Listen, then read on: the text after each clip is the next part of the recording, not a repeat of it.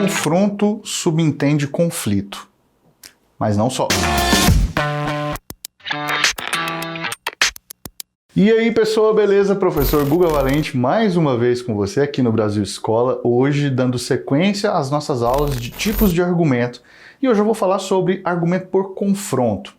Mas antes de começar essa explicação, não se esquece de se inscrever aqui no nosso canal, caso você não tenha feito isso ainda. Mas se já fez, muito obrigado e continue assistindo. A ideia de um argumento por confronto parte do pressuposto de que existe um posicionamento amplamente difundido, defendido por uma parcela significativa da sociedade, aceito por essa parcela significativa da sociedade e que possa figurar num debate. Geralmente, esse tipo de argumento ele é empregado exatamente para desconstruir esse posicionamento sólido, amplamente aceito, que já figura na sociedade há muito tempo.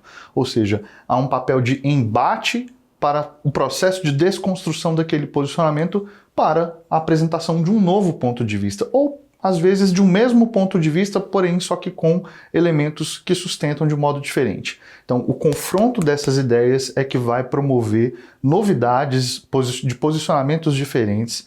É isso que, se a gente pensar na história, por exemplo, nós vamos ver que uma teoria se sobrepõe à outra a partir do momento que o confronto dessas ideias se dá.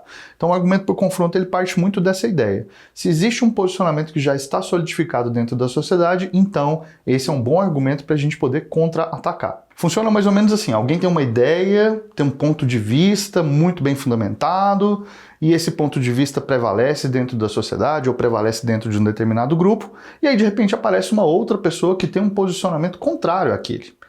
Então a discordância é o princípio, afinal de contas o confronto surge daí, né? do fato de duas ideias baterem de frente.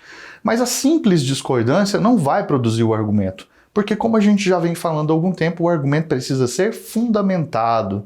E aí, nesse argumento por confronto, eu posso fundamentá-lo com fatos históricos, fatos sociológicos, posso fundamentá-lo com posicionamentos, com números, com um monte de outras circunstâncias. Ou seja, o argumento por confronto, ele pode se aproveitar de outros tipos de argumentos também para poder acontecer dentro de uma discussão, dentro de um debate ou mesmo dentro de um artigo de opinião. Eu trouxe aqui um exemplo para você de um debate que certamente já aconteceu na sua sala de aula, certamente você já participou desse debate e ele é realmente um debate muito interessante. Acompanha comigo. Para muitos professores de língua portuguesa, não há problema em falar em erro de português, uma vez que existe uma gramática normativa, portanto, o que não está previsto nesse conjunto de regras ou é agramatical ou está errado. Para a sociolinguística, porém, o ideal não é falar em erro ou acerto quanto ao uso da língua, mas pensar na sua adequação à situação de produção e ao contexto em que o enunciado ocorre. Sendo assim, numa situação informal, como uma conversa entre irmãos, o não registro do plural na fala, os meninos saiu cedo de casa hoje, não pode ser chamado de erro, inclusive porque nessa situação a formalidade tende a ser deixada de lado.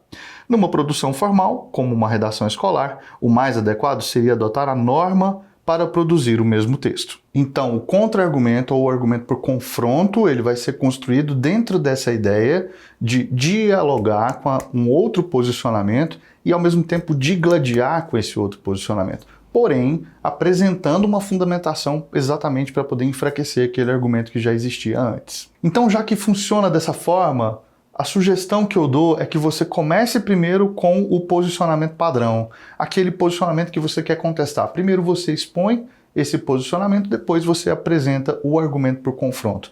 O resultado vai ser mais interessante do que se você fizer o contrário. Então é isso, pessoal. Eu espero que você tenha gostado dessa aula. Se gostou, deixa aquele joinha lá para mim. Não esquece de acessar aqui os links que estão na descrição, porque eles vão ajudar você também a ampliar os seus conhecimentos a respeito desse tema.